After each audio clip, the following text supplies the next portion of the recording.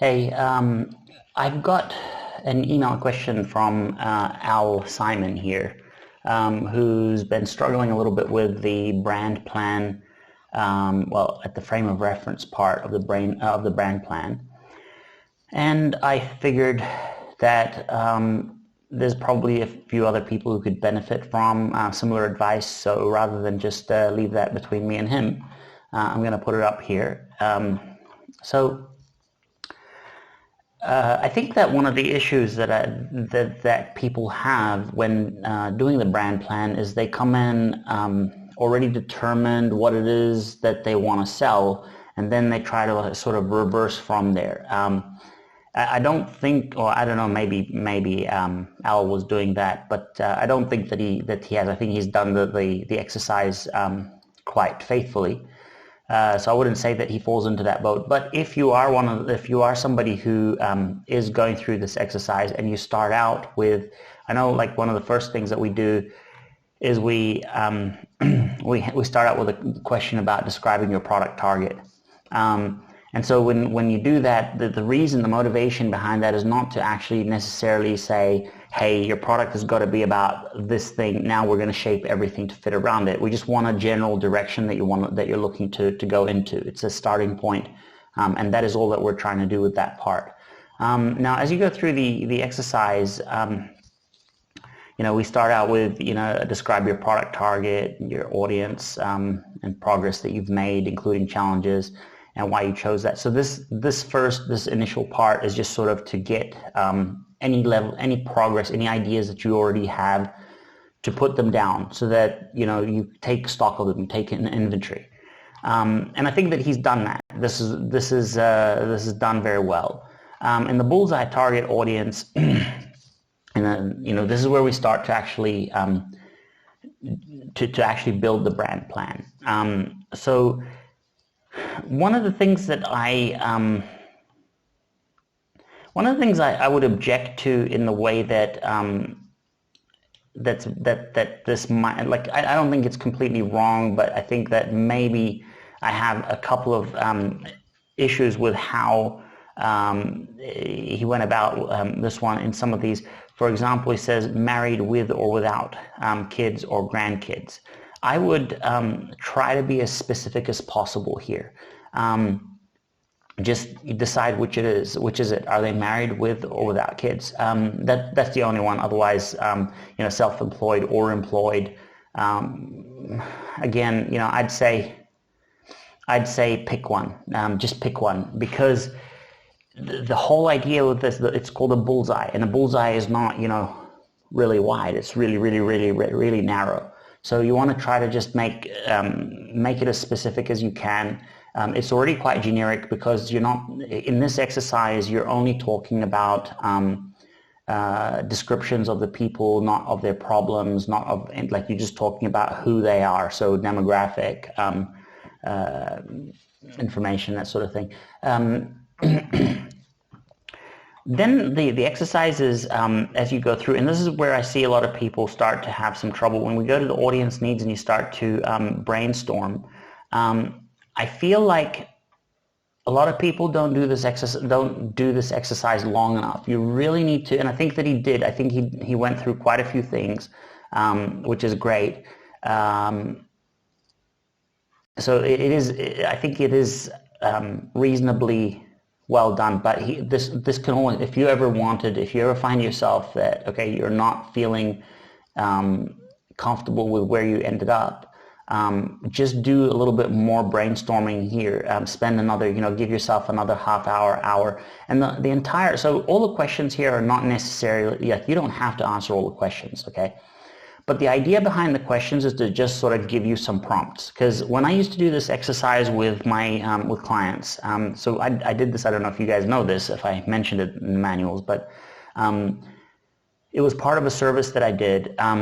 Before we would build out a traffic campaign with people, I'd spend basically 2 hours on the phone with them building out one of these. And I'd be the one building it, but based on what they're telling me. So I want to get a really good understanding of their business. I want to understand, or rather, I want to get a really good, quite often I'm trying to pull the information out of them so that I can give them a direction for what kind of business to do.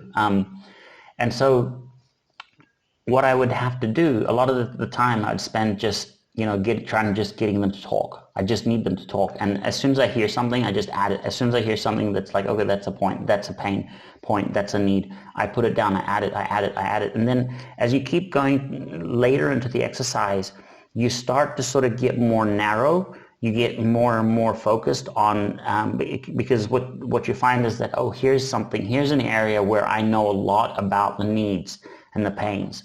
So with this exercise, I think that Al did this reasonably well, but I think there's always room for more improvement. Where he got stuck was on the frame of reference. So I'm going to talk about the frame of reference a little bit, because I think that maybe so he's asking, I don't know who the main competitors of my brand are, because that's one of the questions. Well, that's okay, skip it. The point of the frame of reference is really to think about what are these people looking for at the moment. Okay, so you don't want to go, the entire idea is to ground your idea. So Al is talking about targeting people in the survival niche, or niche, the proper pronunciation. So he's pursuing people in the survival niche, and one which he knows a lot about, and then he's looking at possible ways to looking at their needs, and what his interests and skills are in. So he has a software background, and he thinks that they might benefit from some cybersecurity type of stuff, that they would actually appreciate information on how to preserve their privacy and how to have safer internet browsing habits and things like that. So which is, it sounds like a great idea. My question is, given this angle, is, are people looking for this? If you can't think, or you cannot find a single competitor out there, well, most likely there are competitors, obviously. For this, there are plenty of solutions about cybersecurity. But if you can't find competitors, there might be a problem. If you can't find an existing market, a need out there, then this might be a problem. You really want to be thinking about what are they looking for, because you want to springboard from that. You don't want to go to something that they're not looking at, and then you're going now and trying to sort of cram this idea down their throat. If they're not looking to do cybersecurity, then maybe that's not the way to sell cybersecurity solutions to them.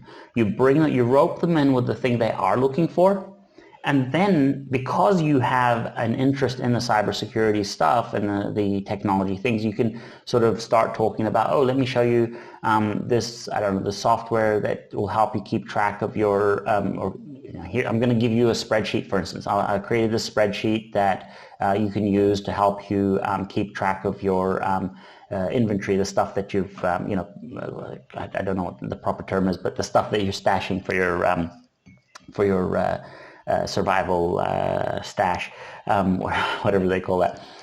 So that could be, something that you might offer them. Maybe that is the thing that they're looking for, and then you rope them in with that, and then once you've brought them into that, you're like, hey, here's some more technology solutions that might be relevant to you, and then you can sell to that audience those other things.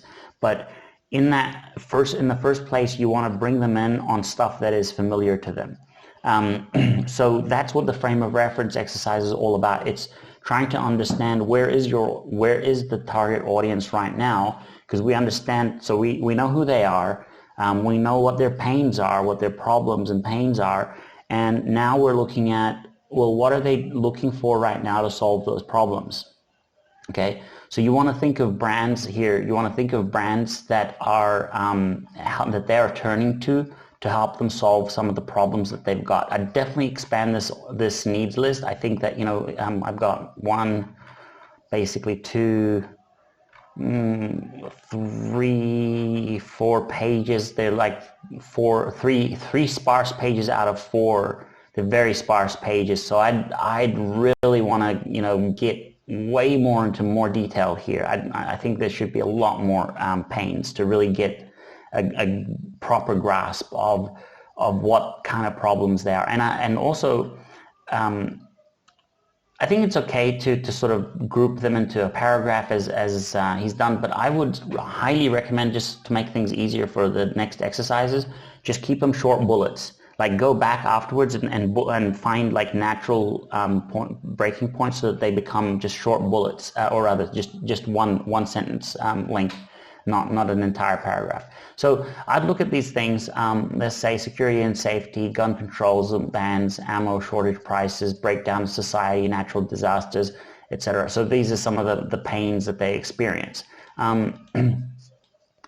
So if you look at that, for instance, you say, okay, well, what are they? How are they trying to solve this problem? What do they think is a solution? Because there's always, see, people when they come to find a solution, they're always looking with bias. So in my industry, for instance, where I'm selling, say, a traffic solution, I might be selling training on pay-per-click ads, but then you've got actually people who are sitting there and he's trying to solve, for instance, he's trying to get more affiliate commissions, and he's like, traffic for ClickBank. So they're coming in with a bias. They're looking for something that is what they think is the solution, right? Somebody else might be like, how to get, so rather than, how to, the more generic, how to get traffic, sort of a question from social media, which introduces bias too, but something more like, how to get more followers on social media. So here they're looking for followers. They've imposed on the solution already that it's supposed to be that the way that they're going to get traffic is to get it from social media, and the way that that's going to happen is to have more followers. And then if you have more followers in social media, that means that you're going to have traffic. They've already imposed that bias onto the problem, onto the solution rather, and that is what they're looking for. So if you want to actually bring them over to your way of thinking, you have to go meet them where they are, and you need to understand that guy or that girl who's asking the question about how to get more followers, what's the motivation behind that? Why are they complaining, I don't have enough followers? So when you look at the pains, you want to try to think of it in terms of their needs, like their needs, not what you think of their needs, but rather how they would verbalize their needs. And then you want to, when you come to the frame of reference, and like I said, to make this easy, if the question is one that you don't have an answer to, leave it out. There's nothing wrong with leaving it out, because they're basically prompts to get you thinking, and sometimes you just don't need that prompt. It's not relevant to you. Just leave it out. And expand in another area where where you do have more answers. So what I would do with that, the frame of reference, like I said, is think of the bias that they're coming in with. So look at your problems. Like I said, they feel they're having problems. They feel feeling understood and valued, out of step with society and family values. So how are they finding solutions to this, or are they? What are they thinking might be the solution to this thing? Stocking up, for instance, they're trying to stock up on ammo. Why do you think that is? Why do you think they're stocking up on ammo? So obviously the ammo part is gonna be like, that's the bias, where they're looking for places that they can get more ammo. But that is going to be related to some fear or pain or problem in their lives, which is how that ties in. So your frame of reference is going to be your frame of reference here is that they believe the solution is finding locations to get ammo. And you would, that would be one of the items you'd list there, because ultimately in the end you're going to choose from those the things that make the most sense as you finish. So this is just brainstorming, and you'll come back and you want to give yourself a lot of ideas here, as much as you can. Just really to really end up with a good idea. In the end, you got to do give each exercise a lot of just spend time on it. really dig in, think about it hard, do some research. I mean, if you don't know the answer, run some searches. Like, this shouldn't just be a mental exercise. Quite often, a simple search will lead you down some rabbit hole where you're going to realize, oh, okay, so this is a thing over there. This is some of the things, and this is how I do all my market research anyway. Like, I'm always working in industries where I don't really necessarily know a lot about this industry. For instance, I got a client in the personal growth niche, and I honestly don't even know what that means. Even now, it's quite difficult for me to really understand, to grasp what it means and what kind of things these people are searching for.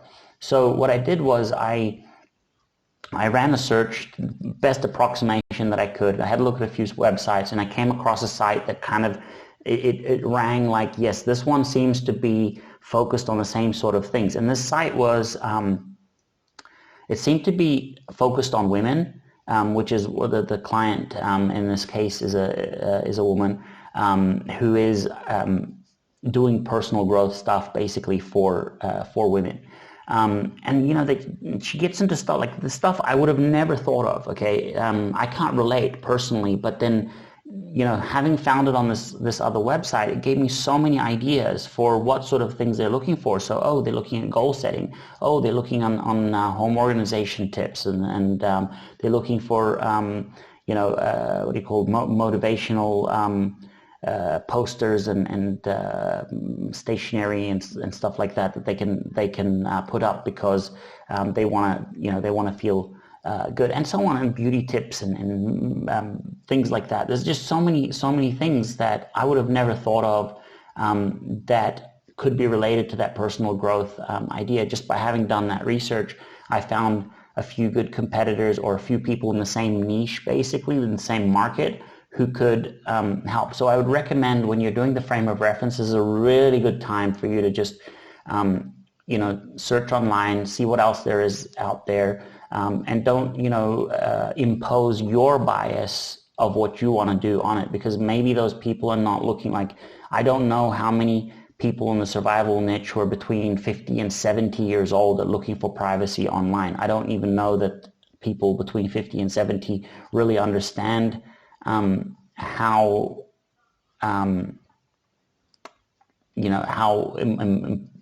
privacy is even a problem online. I don't know.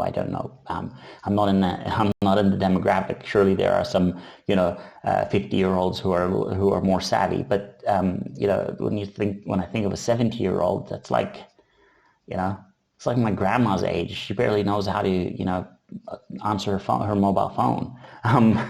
It's yeah. Well, I guess that's not my grandma's age. I guess she's a little more old than that. But yeah. Anyway, so I don't really know. But I think that my feeling is that this market is probably not looking for this. So this is why, and that doesn't mean you can't sell this to this market. You just want to think about what they are looking for, offer that first, and then bring them over from there and show them other things, including all the things that you're interested in. It's the same thing with me. If I went into this market of online entrepreneurs, and I said, I want to teach you guys how to program. I want to teach internet marketers how to program. I'm probably going to find a very, very, very, very small niche market who'd be interested, and I wouldn't really be able to do much with that. But instead, when you look at like the internet marketing industry as a whole, one of the problems that is, or some of the problems that are shared by all, is list building, traffic. And if you start there, then the technology stuff, programming, HTML, etc., you can always introduce that stuff, because by tying it into the traffic, by saying, look, with for instance, when I sold the Googly website, or the Google friendly theme, the idea behind that was, hey, this is a website template that I built so that it would be friendly towards Google traffic, so it would get more more traffic from Google. In the same way, you want to think like that. So I'm just gonna give you one more pointer on this one. So if you look at the examples in the book, we talk about in the frame of reference I think what was it, the DVR, the recorder, you know, what is it called, it was a pretty good example, I think. I found it online, actually. But basically, this DVR, it's difficult to come along and tell somebody that, look, this is a DVR. It's really, really unique. It does, you know, it records video, but it does it, you know, and it's really hard to explain that. So you have to start from something they know, what they're familiar with. You start with, okay, VCR. You understand what the VCR is. Okay, well, this one-ups it. So that's what we're trying to do here. The frame of reference is creating the baseline. That's where you're going to compare against. So you start with the baseline. Here's what you understand. Here's what you know. Now I'm going to show you, so in the next step, which is the unique benefit, you one-up it. You have to, in order for it to be unique, it has to be measured from something. It's got to be different than something else. What is that something else? So we want to set the baseline first, and the next exercise, the unique benefits. That's where you're going to say what it's different from. So yeah, I think that sort of covers it. I hope that helps.